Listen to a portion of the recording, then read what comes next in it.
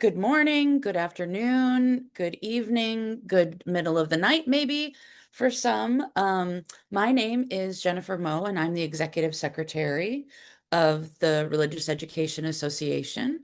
And I'm really happy to see everyone here. Thank you for coming. Um, Eric just noted the Padlet announcements board that's in the chat. That is where, as he said, you can put any announcements that you'd like to make. I would like to encourage you to go to the Padlet because we have put the posters for the poster sessions into the Padlet this year so that they're available for you to look at before the poster session if you're interested. So just like if it were a meeting that was meeting in person where you could go and peruse all the posters during the meeting, they are available on the Padlet for you to peruse. Like I said, we're so glad to have you here. And now I would like to introduce our president, Karen Marie Yust. Hi, everyone. I too wish to welcome you all to this very first session of the 2025 Religious Education Association meeting. We have an amazing topic to explore together this week. Annie Lockhart-Gilroy and Eileen Daly have been working for the last year to pull together a wonderful group of folks to talk about navigating humanity, technology, ethics, and the future of religious education. They've got some new kinds of experiences for us to have. They've got a whole host of wonderful papers and presentations and posters and workshops. In fact, they've invented for us the idea of a kind of hands-on experiential workshop sort of setup that I imagine is going to be part of REA meetings to come. And so we're very eager to hear more from them as they kind of set the stage for everything that will happen this week. So without further ado, let me turn things over to Annie and Eileen. Greetings, everyone. It is so good to be here and to share this space with all of you. We wanted to start this meeting with a conversation. Certainly when it comes to technological advances, there is excitement and concern. There is joy for what we gain and sorrow for what we lose. There are a lot of questions, for we do not know how future technology will change the way we move through this world. How will it change the way we view human relationships, the value of our work, and our spiritual walk engaged with community? Lots of questions.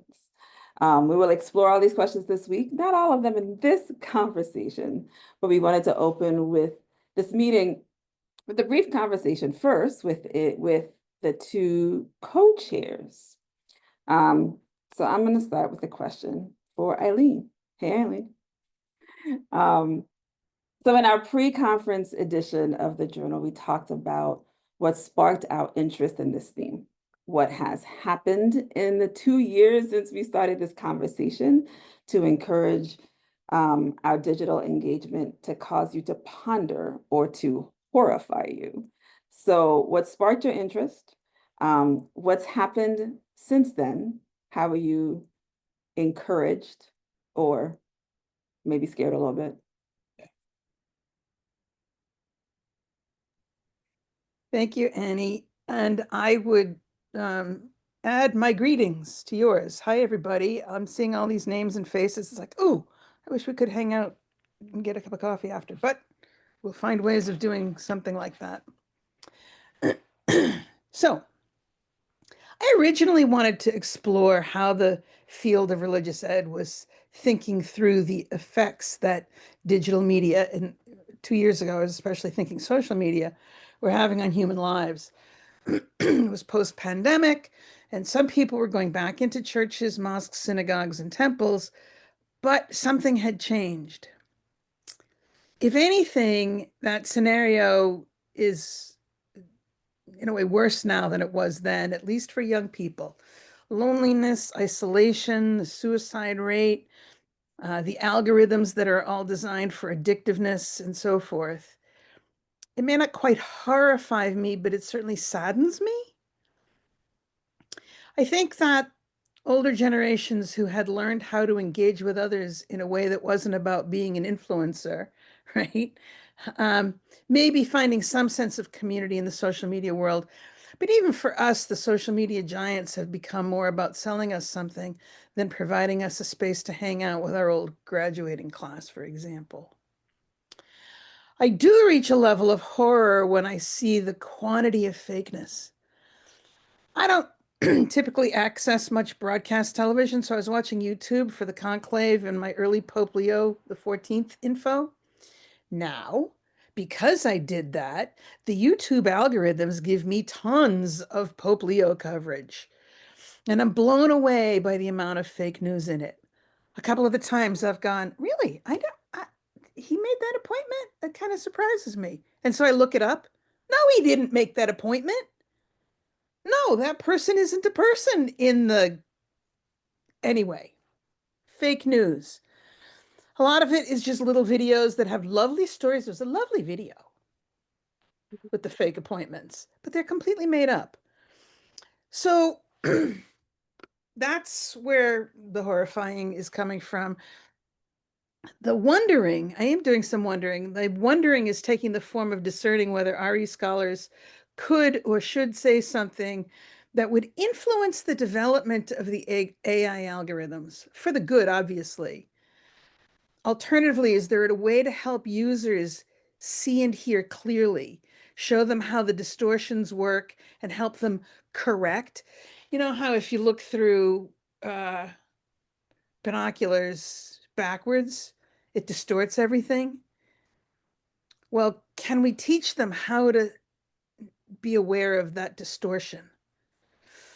At the same time, I wonder whether, because of the ubiquity of the AI experimentation, we need to learn how to tame these beasts to our own RE ends.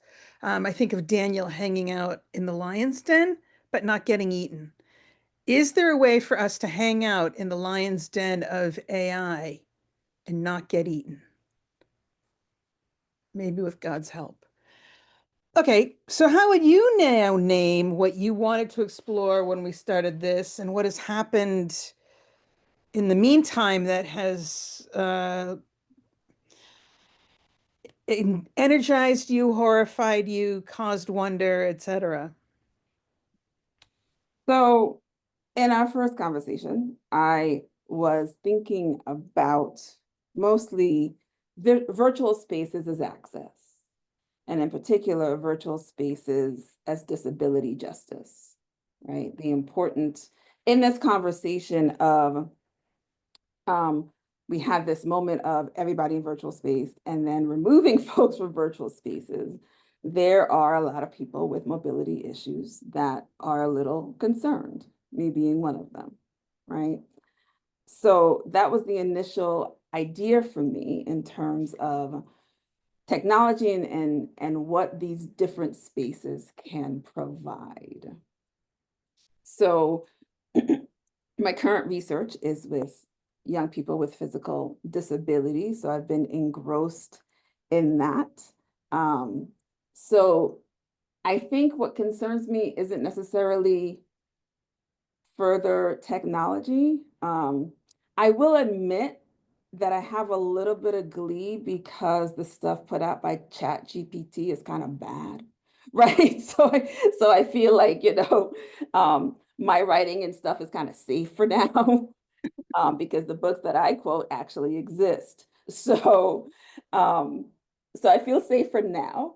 But I think outside of the actual technology, we've seen an influence by what has been called the broligarchy, right? So we've seen the tech influence in politics. We've seen those in tech becoming not just titans of industry or the information age, but having particular control and access.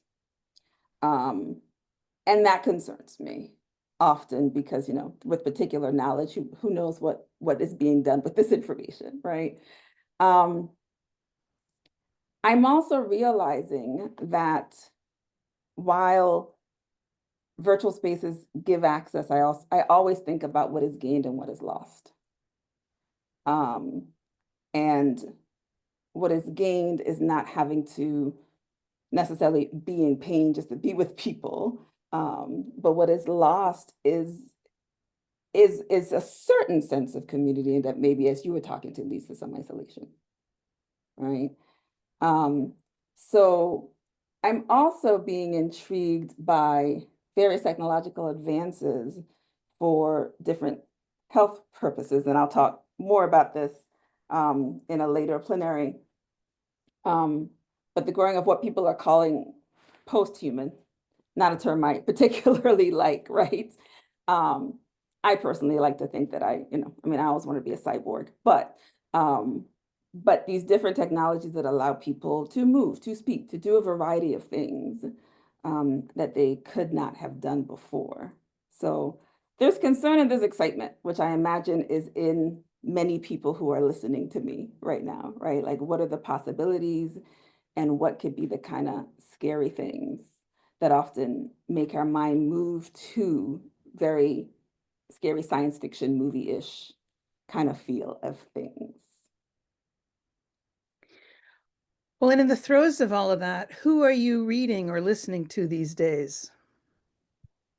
So interestingly enough, I'll name two. And one is a social media influencer, which I'm not gonna lie, I say with a little bit of shame, right? But I follow her on Facebook, and she's Missa on Wheels. And in general, what her posts are about are some aspects of disability, living with disability, needs of disability, disability in politics, disability everywhere. And every now and then it would be, here is this thing that scientists are working on, right? Which I go, oh, that's interesting. Or, oh, didn't realize that was a need for some people. So that's been really intriguing to see her aspect of that. There was a chapter in a book by Alice Wong called Disability Visibility. Well, several chapters of people speaking about their technology, and one called Am I a Cyborg? That talks about how if one needs technology to move around, then the technology becomes part of you, right? So whether that technology is in your body, right? Like I have pins and rods in my body, or that technology is a chair that you can't be mobile without. How about you? What are your readings? Well, I've been actually listening to interviews, podcasts lately with Geoffrey Hinton.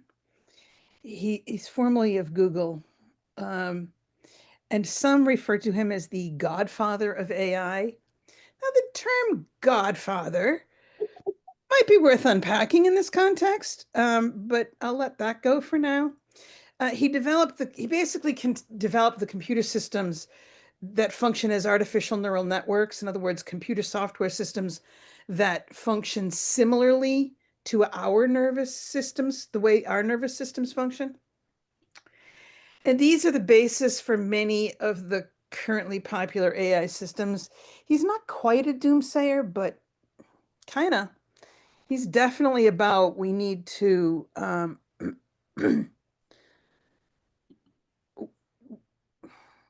we need to put some boundaries in place. So the other one I've been paying attention to is Bishop Paul Ty at the Vatican. He's the head of the culture side of the Dicastery for Culture and Education. The Vatican's done a lot to think through the AI phenomenon. They've been doing conferences for years now, in-house at least, and they published the book Encountering Artificial Intelligence, Ethical and Anthropological Investigations in 2024.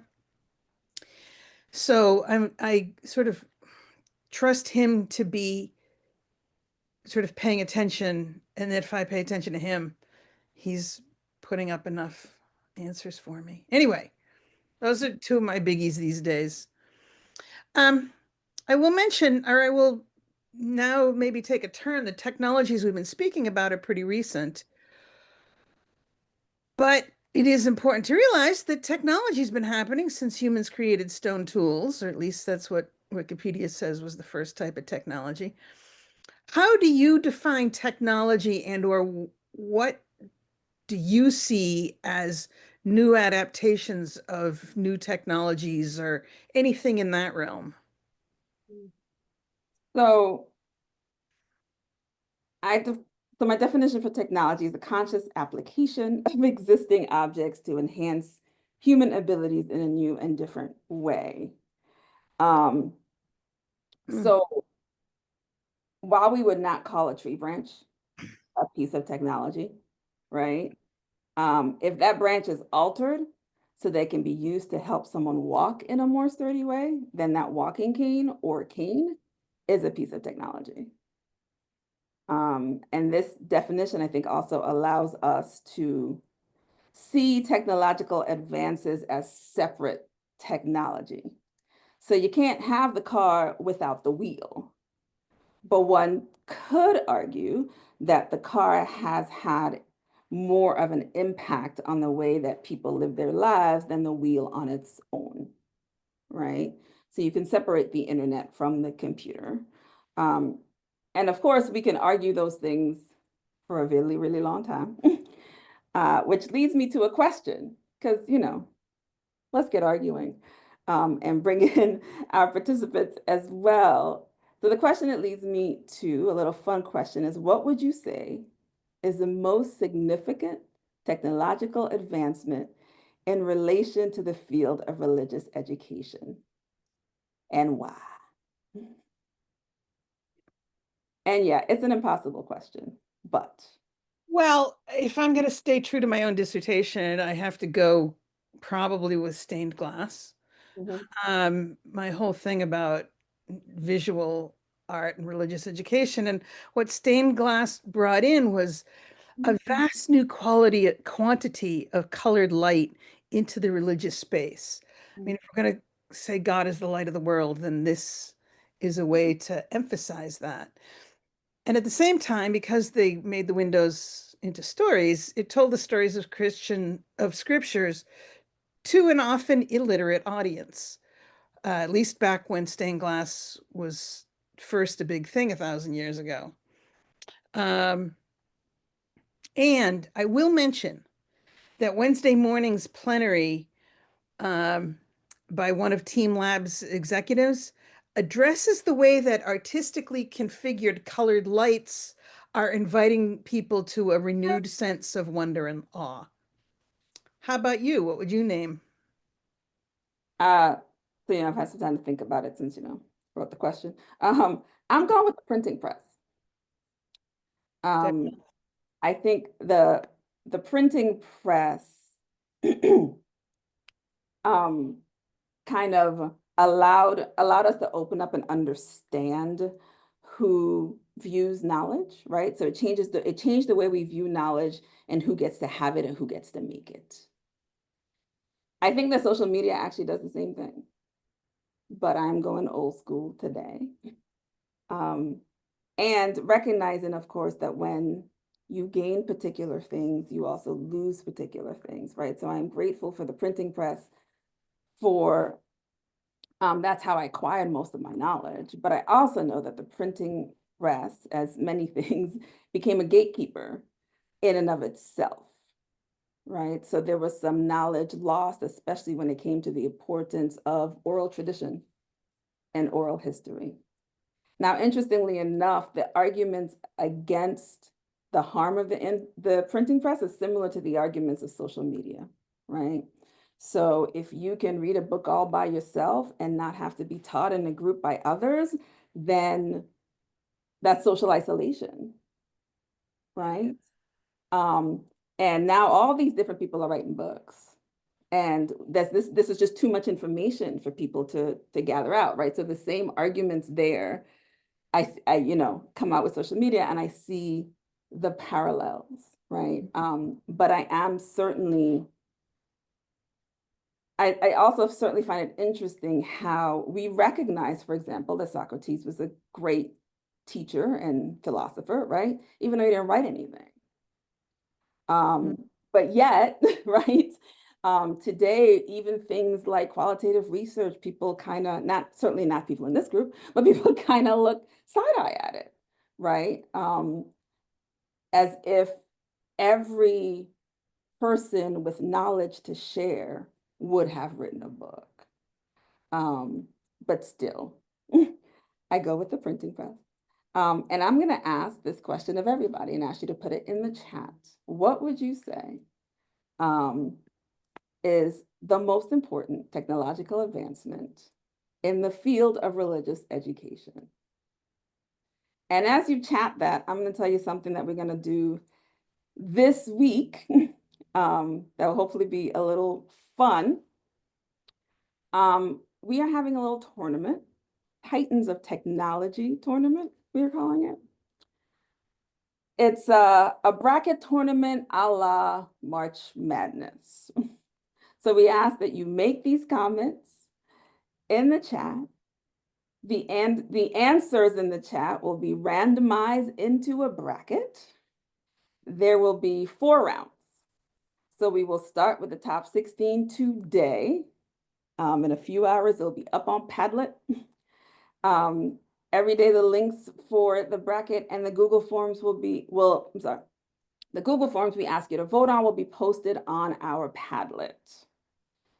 And we will announce the winner at the closing ritual on Thursday night. And then we encourage arguing about the winner in all the various business meetings that are happening on Friday. So that is hopefully our fun tournament for this week, Titans of Technology. So I'm just going to pause and look in the chat a little bit. Let's see here.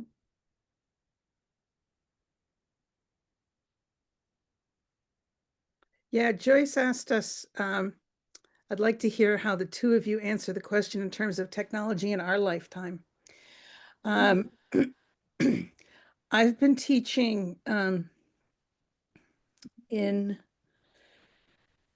been teaching in virtual spaces like this. And before this, it was another company. And before that, it was another company. And back in the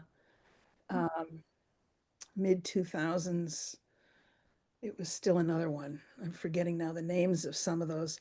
But to be able to teach online, I mean, when I was working in Minnesota, not everybody could come all the time. And when I was running a DMin, not everyone could be in a new city for 2 or 3 years to do a degree. So there has to be some way of doing online education. And so I have to say, this has been a big one for me, meaning Zoom and things like it. Okay, so since you said that, I'm gonna think of another one. I kind of already alluded to social media for the same reasons why I named the printing press. And I will stick with that, but also including online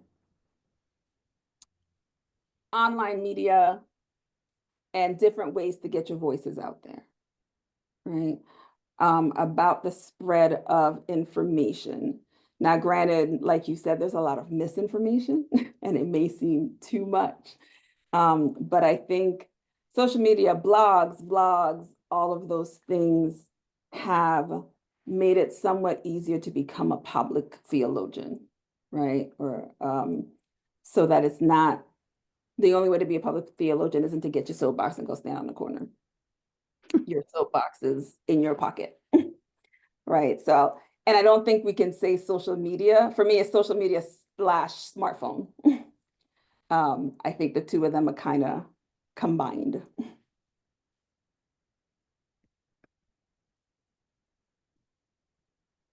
Okay.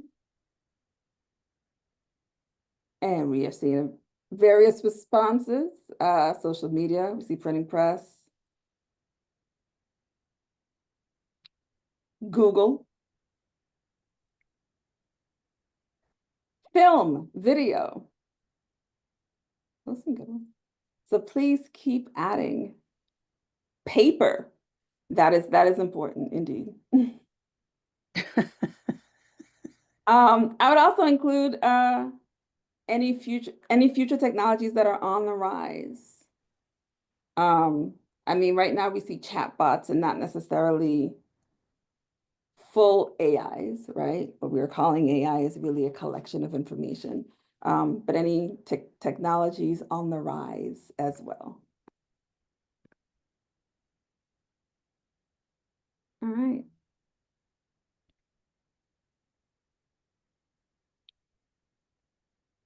So as people continue to fill in, should we also move into questions for conversations? We'll take that. Yeah, we thought we'd do a little bit of breakout. And so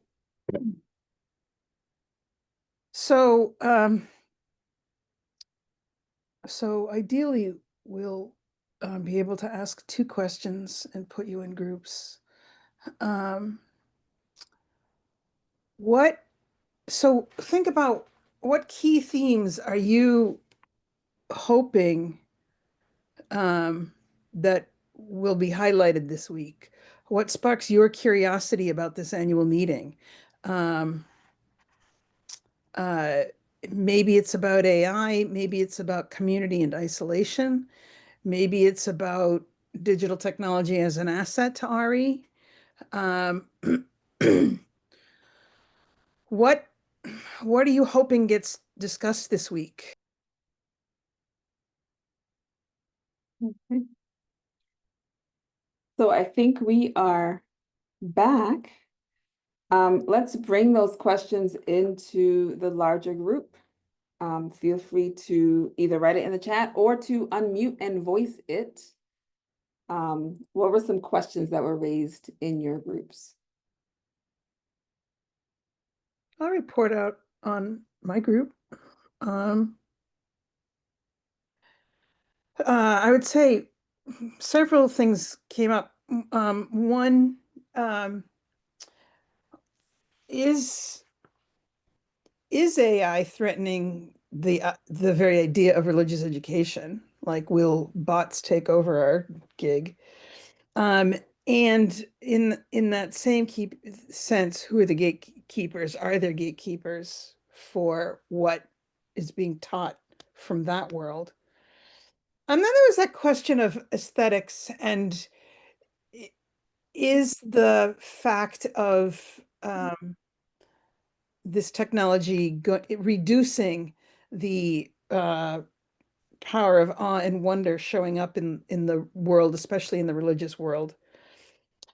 Vaughn was good to point out that one of the things that REA offers consistently is a space to do critical thinking about whatever is showing up in the world of affecting RE, both the blessings and the curses that are affecting RE. And then the question of how can tech help us increase the amount of equity happening in the world? So that was our group. Cool. Anybody else want to share?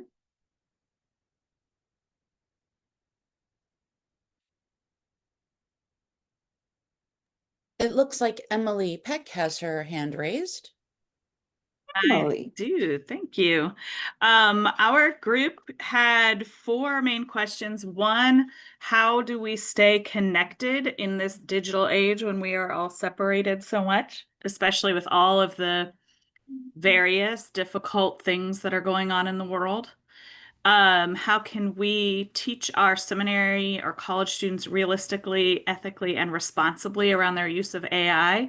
And especially how we can teach them to teach the kids and youth in their faith communities, since it may be that the secular schools are teaching, but the religious classrooms in faith communities are not. How do we model the way the real moment that we are in without all of the answers and with a lot of concerns and caution, but not wanting to be based out of fear. So how can we model our faith as we wrestle with these questions? And then how do we deal with the transmission of hate, especially through social media? Okay. Thank you for sharing all of those. I'm also seeing, oh, sorry, I lost it. I saw one in the chat. Basically, that talked about wanting to know how people used technology and AI in their classrooms and in their work. We will certainly hear a lot of that and explore that this week. Anyone else?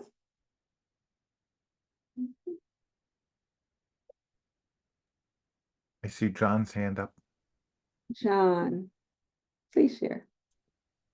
So in our group, I felt like there were kind of two ends of the spectrum. On the one hand, we were interested in like the big picture and how AI can give people access to highly complex ideas or technologies or whatever, how kind of the experts can use it.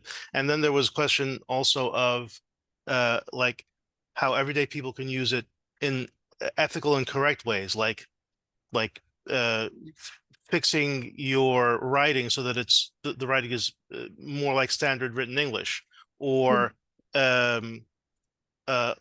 or on the other hand, like using AI to just generate something out of whole cloth, even if it's not really reflecting reality. So what are the ethics of using AI in that way?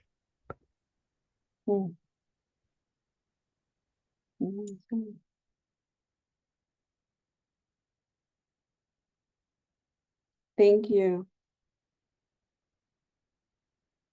David Penn, I think I see your hand up. Yes, sir. I don't know that I want to speak entirely for our group, but I think our question that came out was sort of like the meta question of to what extent ought we be optimistic versus pessimistic in the present moment without sort of going to one side or the other, and not being like, wow, digital media is amazing, or wow, digital media is going to lead us to the apocalypse. So like navigating that question as educators and trying to stay out in front of both critical thought and constructive thought. I don't know if there's a question in there. Maybe there's just a hope that as we keep that in the forefront. And my other group members, please jump in as well. Thanks for sharing that. That was definitely something Eileen and I kept asking ourselves and being aware of as we put together this conference, not wanting to be like, yay, look at all these awesome things, nor be like the doom, the end is near. So thank you. And I'm purposely letting these questions hang a little bit, right? As we continue to think about them throughout the week.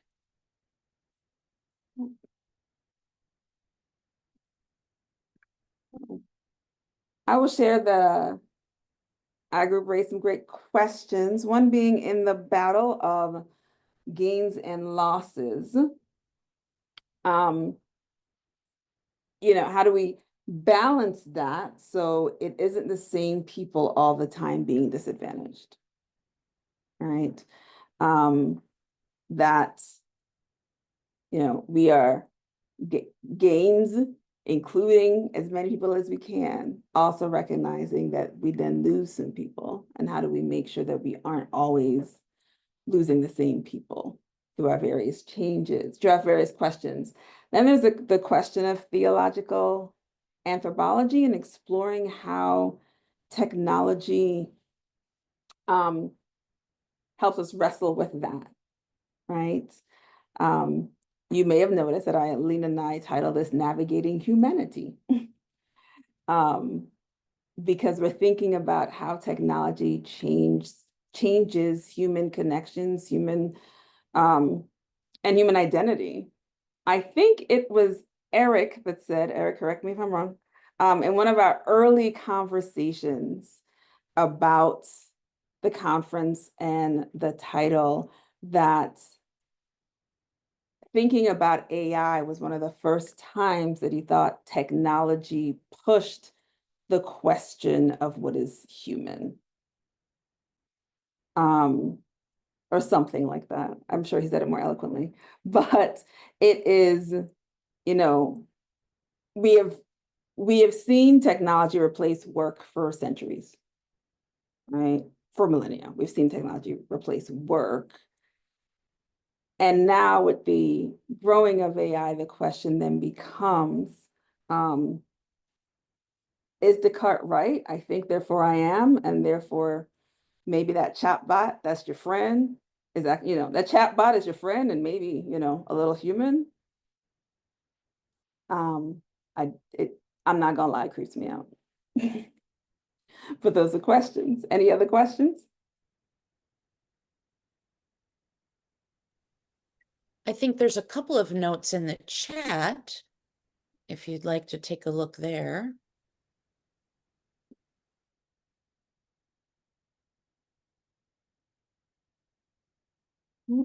Statement, we need to live in the both and spaces of humility and engagement.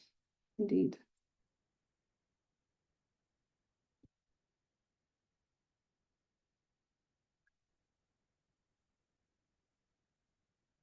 So we're gonna shift a little bit and ask another question.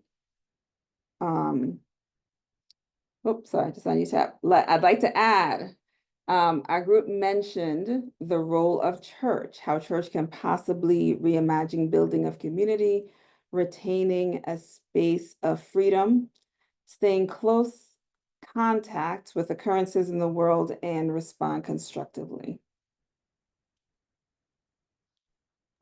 Israel has his hand up. Yes, Israel. Yeah, great to be here, and thank you for this important topic. As I'm hearing, clearly important is the how we're using all the digital tools that we have in our computers and devices. But also, I think the question that Eileen asked about the purpose of RE is important, right? And that can be in different places, defined differently, but that sort of begins to gauge how we begin to use or concede the way we use these tools in our spaces. I would also say some theological engagement, right? And that's sort of what's been happening with Antiochia et Nova, with the document that Catholic Church came out in January with. What does Christian anthropology say? What it means to be human, right? What are the concepts of our soteriology or ecclesiology say, which is the question about how does the church responds, right? Because some of the technology is going to have to say something to these kinds of understandings, but vice versa, as we're thinking about how we use them and engage them ethically. How are these beliefs about God and faith and church shape these uses and spaces?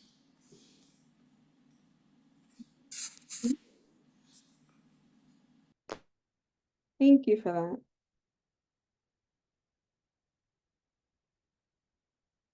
Dean has an interesting point about how, to some extent, the digital technologies have supplanted not just print, but also, to some extent, video. And this is a good lead into another question that we might split up about. And part of this gets to, so what I want to ask about is, what differences do you all see, or how do you see these technologies, social technologies, and countless other technologies, affecting different generations differently, depending on what we're teaching and where we're teaching? Some of us are focused on adults, others are focused on children. This wouldn't be the first time we've looked at the question of the difference between digital natives and us invaders who grew up in a different context. So let's take another 10 minutes to talk through where do you see the specific issues that need to arise versus regarding children? I mean, at what level do you recommend that parents, young parents, keep their children from smartphones until they're a certain age, for example, even if they don't have smartphones or tablets, what are they watching on the television, if anything? And how does that world, I mean, if I remember Blue's Clues, is that who I mean? Bluey. I'm old, okay, people, I'm old. I only see the cartoons when I'm visiting with my little nieces and nephews. It's But probably Bluey, because Bluey, okay. Blue's Clues is like Ancient my history. generation. Okay, fine. Okay, Bluey's got a phone. So the cartoon characters now have cell phones, right? And so kids at very young ages are being exposed to sort of the normalcy of it. So what are you seeing with children? What are you seeing with adolescents? What about young adults? And then there's the mid-working life people who are in the thick of it all the time, doing meetings like this all throughout their workday. So I was reading about someone recently who won't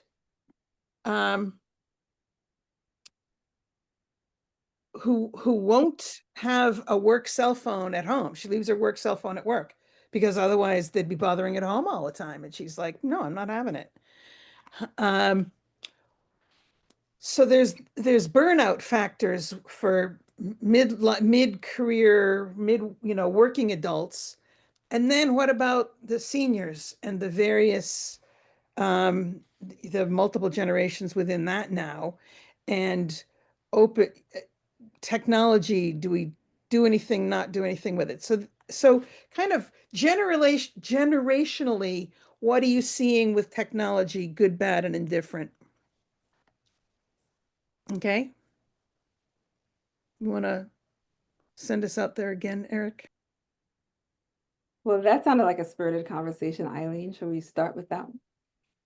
Well, we only sort of got to the youngest generation or the young generation. We didn't even get to some of the others and the issues in those. But the Jonathan Haidt's question about to what extent do we restrict phone access to for pre-adolescents and adolescents and for children?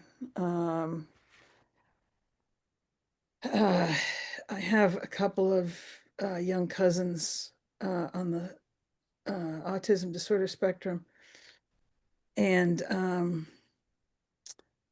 their school days are intense. They have to put in a lot to try to be learning what their programs are about. And so to just be able to retreat after school into Bluey, in this case, or Frozen, is a thing. So yeah, so we focused a good bit on children, and Yunjin was saying how she pastors. She's the children's pastor where she in the church she participates in Denver, and that the pastor's wife picks her up, and the pastor's children are in the car. And for a while, the pastor's children had their phones in the car and like barely said hello. But once there was a change in habit and the phones were not part of the children's ride time, they were much friendlier and much more outgoing and much more engaged with her. And so, yeah, I mean, I think pluses and minuses for children, but we didn't really get beyond children, so. It looks like Mary has her hand raised. I do. And one of the things I wanted to say is that context is everything. Our practices matter hugely. And for some children, a phone is a safety thing that they absolutely need. For some people who are unhoused, the phone may be the only direct connection they have to certain kinds of services. Unfortunately, the way we organize things in the US. So I mean, I like what was just said about the drive time, right? So that's a practice. If your kids are on phones all the time, how do you change that practice, right? But how do we also not just, so, I mean, if you read all of Jonathan Haidt's books, right? If you read the whole thing, you get a much more nuanced thing rather than the media headlines about take the phones away from the adolescents. Because I think it's our practices that matter. And I really worry about us not paying attention to vulnerable communities, to people for whom the phone is a lifeline, all that kind of stuff. And so, you know, it's like the both and. We have to be thinking about the both and in all of this.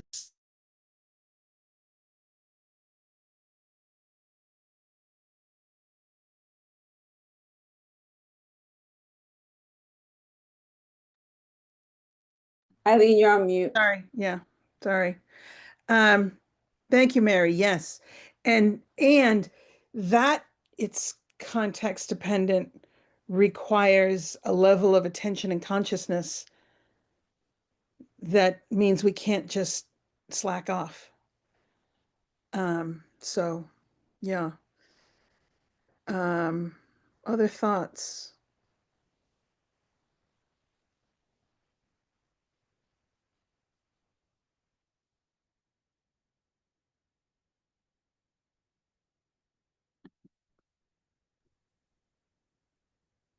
Did anyone end up talking about anybody other than children and adolescents? I mean, did anyone get to I mean, there is the question about the working people who are so burnt out at the end of the day that they're going to their phones just to turn their brain off. I'll actually note there was a New York Times this morning included in its morning summary, a discussion around people who are struggling with insomnia. And a number of things had to do with using certain tools on your phone to help calm your brain. So Interesting. again, we have this sort of one-sided notion that the phone is only a problem or distraction unless it's being used for a particular purpose, like to contact someone to get something done or to make connection. But in reality, it's a tool, and like so many tools, it has many different uses. And therefore, when we sort of look at it as a problematic tool, rather than a tool that might be used to address any number of issues positively, make connections, or as Mary was pointing out, as a safety device. There's a reason why providers actually give persons who are unhoused access to phones for their safety now, rather than precluding that. I think we're still in that stage where we're treating it like it is a disaster waiting to happen. And then we're making all of our decisions in that way for everyone, rather than seeing all the different ways that it also facilitates a rich and good life. I'm one of those people who uses it because I'm afraid to go to sleep. I mean, yeah, insomnia is one of my problems, in other words. Yeah. Others? David Penn has his hand up. So he does. David, how are you? I'm well. How are you? Good, thanks. Good. It's great to be here and see old friends and new ones. Yeah, to that point, I think from that Karen Marie was just saying, maybe a helpful frame from, I'm doing a presentation on this next week at Presbyterian conference. So I've been thinking about this. Oh yeah, I still have, thanks, Emily. The frame is that yes, they are tools, and all tools have biases. So certain tools bias certain kinds of behaviors and actions. And so, yeah, it's not so much that it's either or good or bad, but that, so for example, a smartphone biases being always accessible. And I talk to my students about this. I do a tech Shabbat in one of my classes, and a lot of the students are like, well, but if I turn off my phone, like, how can people contact me? It's so important that like I'm always available. And I'm like, well, is it? So that's a way to frame the question. Like, is it? Yeah, in some ways it's great to be always available. In some ways it's horrible for our mental health. So yeah, helping us to think about the different ways that the technologies, and even within them, like the digital media platforms, and the social media platforms that are right now biased in certain ways because of the business models that they're built on, to help us think through how to address those constructively.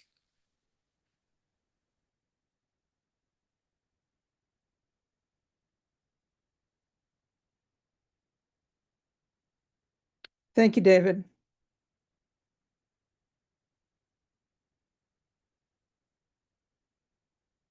I think Joyce has her hand up.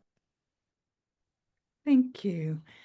This right, goodness. conversation has me thinking a little bit about Albert Borgman's work, the philosopher who talks about device practices and focal practices. And that's from quite a while ago. But I'm struck by the question that I have for myself is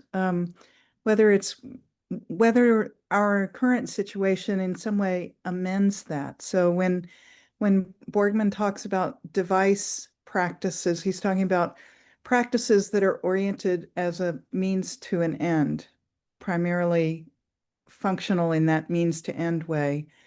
And focal practices are richer. They have a kind of multiplicity in the way we attend. But I think the scenario, for instance, that Mary Hess brought up and that others have mentioned, the ways in which our devices can function at one and the same time as a means to an end, and also be very richly nuanced in our lives and the ways that we engage them.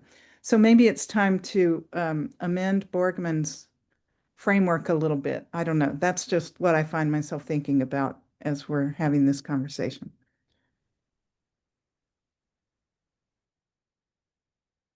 Thank you, Joyce. I want to point to Mary's comment in the chat too about thinking about affordances. What does a specific tech afford to its users?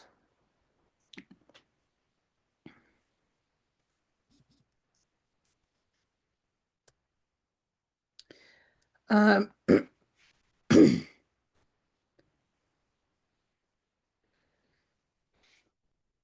um,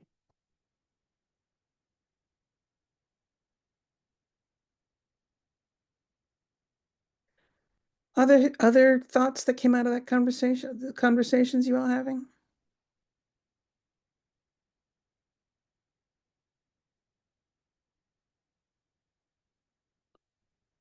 Okay.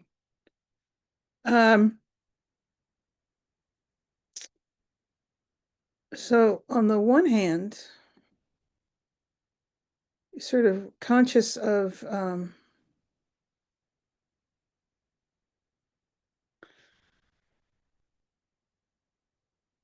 yeah, I'm a little on the fence about whether to go into another conversation or to invite Annie to tell us about the brackets and where we're going with our July madness.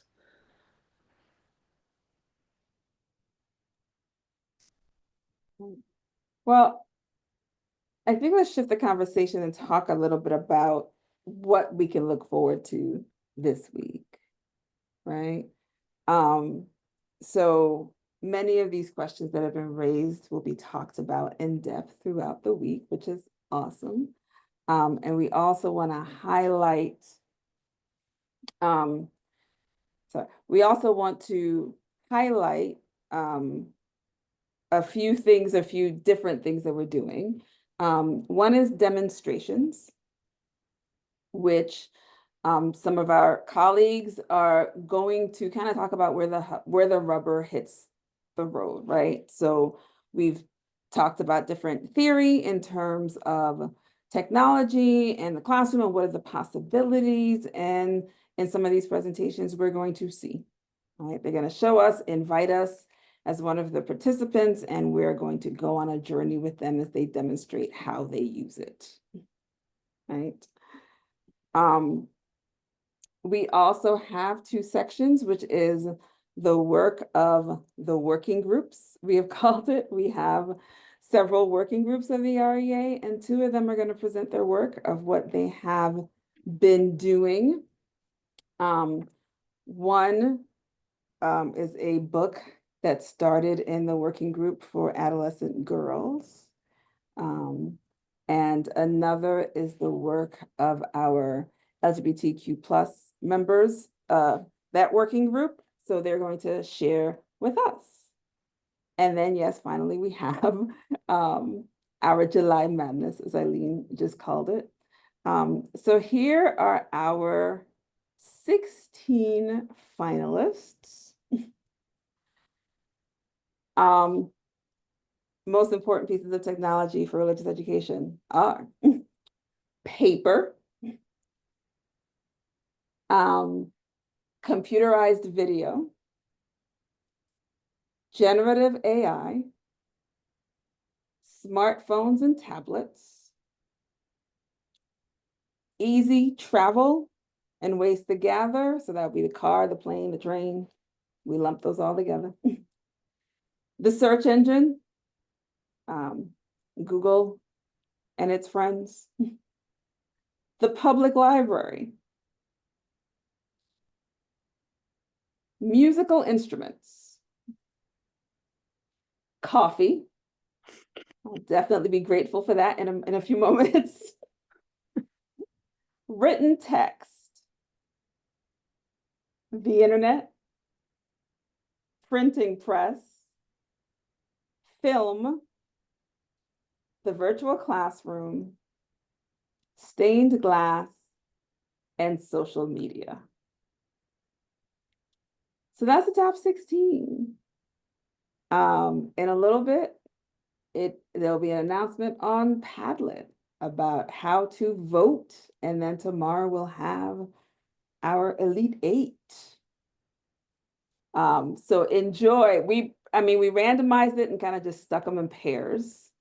And then try to move some of the, some of the big ones apart from each other. So not have like AI and the internet early on going against each other. So we look forward to seeing how that goes. And then as we begin to close, we want to shift this conversation and energy a bit, and go back to the thought that, we are not saying, oh, this is great, the best thing ever. Nor are we saying we are all doomed. But we do recognize that there are hopes and there are concerns or laments. So we're going to ask that you start thinking about those and either start raising those in this large space by speaking those out or by putting those in the chat. What are your laments? What are your hopes? What are your concerns?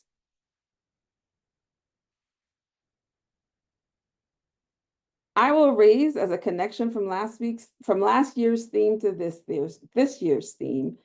I'm concerned about the environmental impact.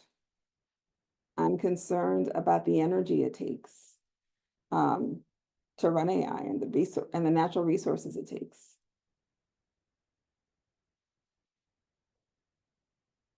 David. Oh, that was a clap, not a hand, sorry.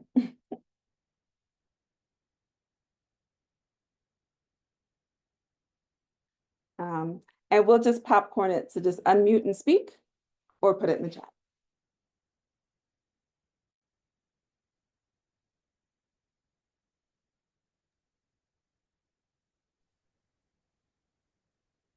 I'm excited about the accessibility and networking possibilities that digital culture and AI encourage.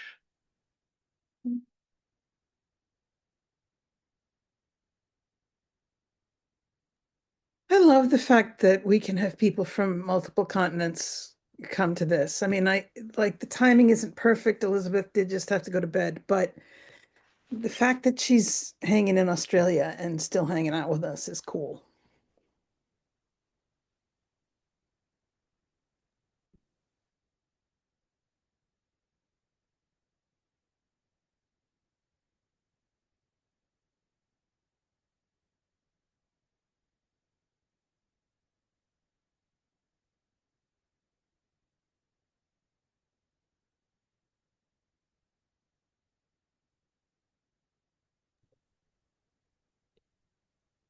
We have some in the chat. Mary is worried about the rapid spread of disinformation in religious spaces.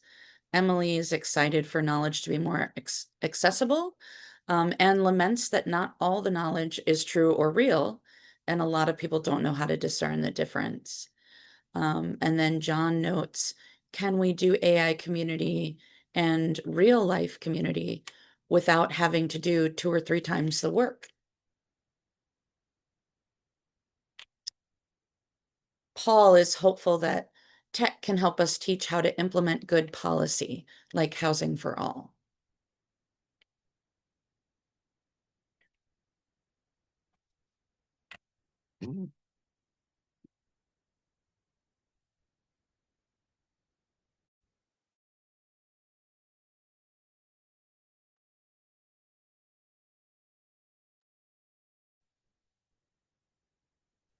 Vaughn says, when everyone has access to everyone else, everyone is an authority or an expert.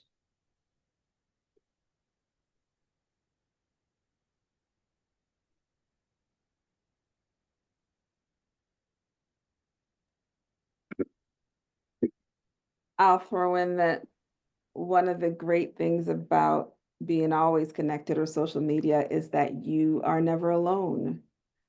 And one of the problematic things about social media is that you are never alone.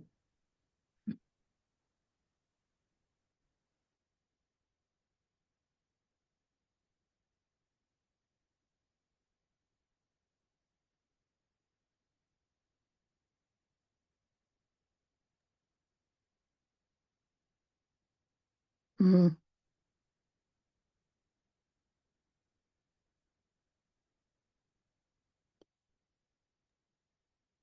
Zhang Chul writes, I'm concerned about the algorithm that exacerbates the dichotomy polarization of opinions, interpretations, etc., theological and political.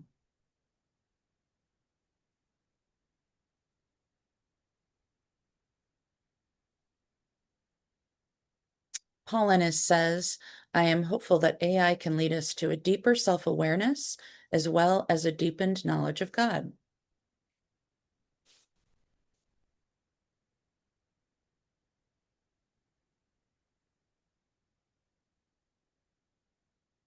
Karen says, I'm hopeful that religious education will participate in the development of ethics for engaging AI in faith communities and classrooms.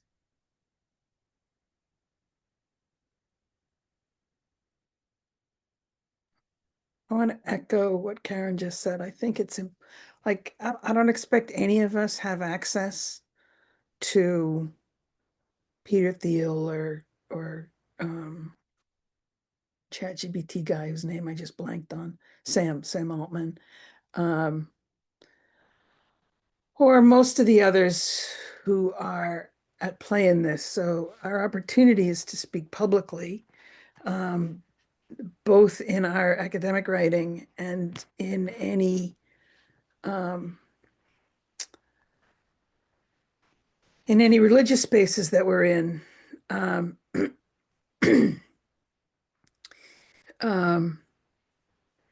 To speak to the ethics and what matters.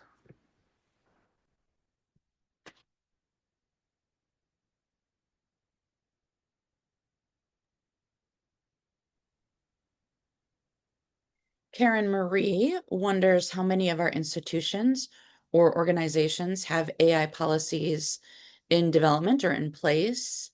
And Joyce is concerned about young people comparing themselves to the images of selfhood curated on their social media spaces. Joyce is hopeful about the potential of social media to foster movements of resistance across geographies and other barriers. And Yoon Jin is concerned about the AI systems are primarily developed by US-based tech companies, embedding Western epistemologies, values, and norms as if they were universal standards. This risks marginalizing alternative ways of knowing, being, and relating, especially from non-Western, indigenous, or spiritual perspectives.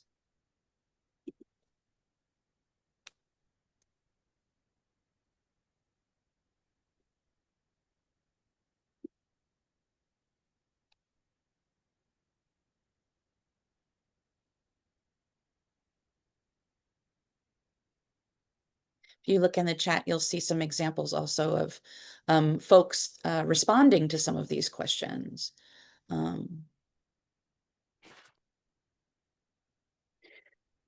Different institutions and their AI policies, the conversation about authority and expertise, etc.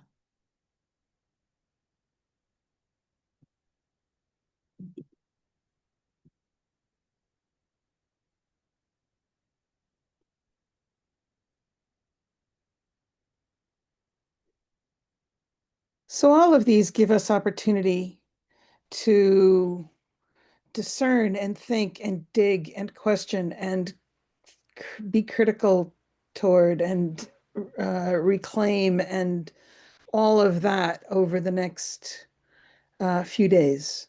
There's some awesome papers out there. There's some fun plenaries coming up.